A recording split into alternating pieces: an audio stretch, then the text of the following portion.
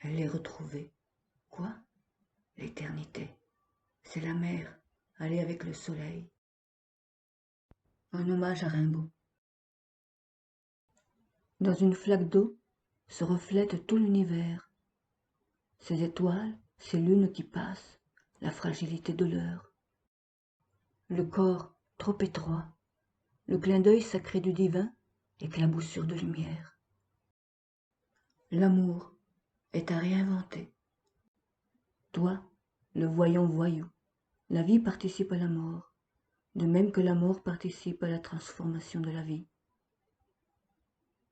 Tu es parti pour retourner, pour que la parole d'or puisse résonner au-delà de l'échouement, dans l'éternelle évasion de soi, l'éternelle dépossession de soi. En toi, je me suis retrouvé. Je est un autre. Je est un autre. La promesse du silence effacera le vide du néant, et la pluie lavera tout rivage pour faire resplendir le diamant de la pureté.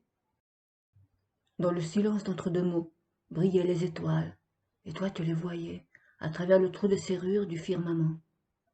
Toi, tu les volais au ciel, et de la poussière d'étoiles te tombait dessus, dans les yeux, les cheveux, sur l'empreinte de tes pas, partout. J'ai tendu des cordes, des clochers à clocher, des guirlandes de fenêtre à fenêtre, des chaînes d'or d'étoile à étoile, et je danse. Dans l'abysse de la blessure brillaient les étoiles, et toi, plein d'orgueil et d'innocence farouche, du haut de ta bêtise et de ta rébellion, tu les ramassais à pleines mains, et avec l'air d'un petit malin, tu donnais un nom à chacune. Tu t'es fait pêcheur d'étoiles, tu t'es brûlé les doigts, les ailes, le cœur et la raison. La poésie, souvent, est une exaspération. Tout le temps de ta vie, tu as été habité, tourmenté, bousculé par l'esprit de vérité, par la quête de l'absolu inassouvissable. Tes départs ont toujours été si peuplés de solitude. Tes départs ont toujours été si peuplés de solitude. Elle est retrouvée. Quoi? L'éternité. C'est la mer, aller avec le soleil. De Rimbaud à la Divine Comédie, tant qu'à prose de Patrick Simon. Jadis, si je me souviens bien, ma vie était un festin où s'ouvraient tous les cœurs, où tous les vins coulaient. Mais 1968 n'était pas très loin. Nous avions la joie de vivre, le désir d'être ce voyant fabuleux et imprévisible qui osait dire ce que d'autres ne pouvaient pas encore entendre. Je faisais mien cet appel. Maintenant, je m'encrapule le plus possible. Pourquoi? Je veux être poète et je travaille à me rendre voyant. Sous les fenêtres du palais de justice de Metz, nous étions affalés, les pieds en sandales, été comme hiver, à envoyer des volutes interdites afin de fuir le labyrinthe des solitudes et chevaucher avec de nouveaux compagnons les résonances des âmes. Mais alors, quelle attention projetée sur ce monde-là? Notre poésie était fractale, dès lors que son objet naturel est une géométrie à une échelle différente et qui peut légèrement être déformée. Les poèmes ainsi représentent des formes fragmentées de la pensée, issues peut-être du chaos de l'esprit et des sens. Mais en transparence, ne sont-ils pas le fruit d'un ensemble unique?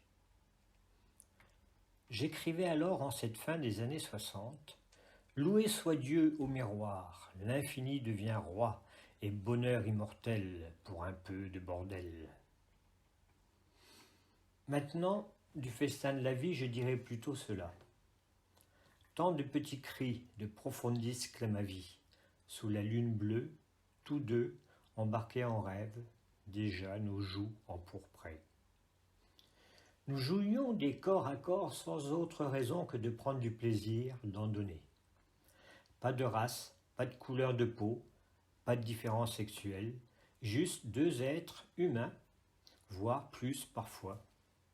Et chaque fois magnifier l'être plutôt que l'avoir, pour ne pas avoir de relation d'objet.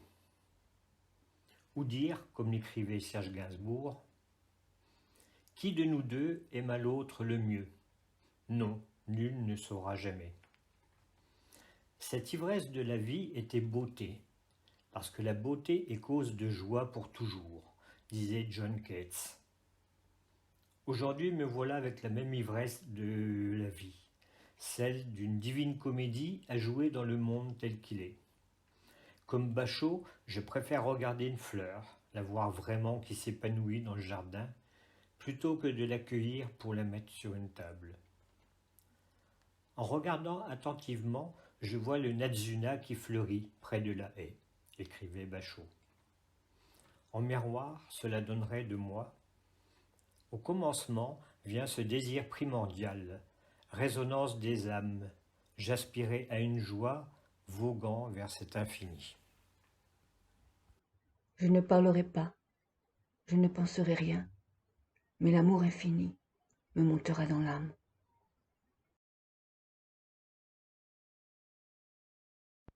J'écrivais des silences, des nuits, je notais l'inexprimable, je fixais des vertiges. Cette vidéo a été réalisée par Nadine Léon en hommage à Arthur Rimbaud, avec la collaboration de Patrick Simon. Je est un autre.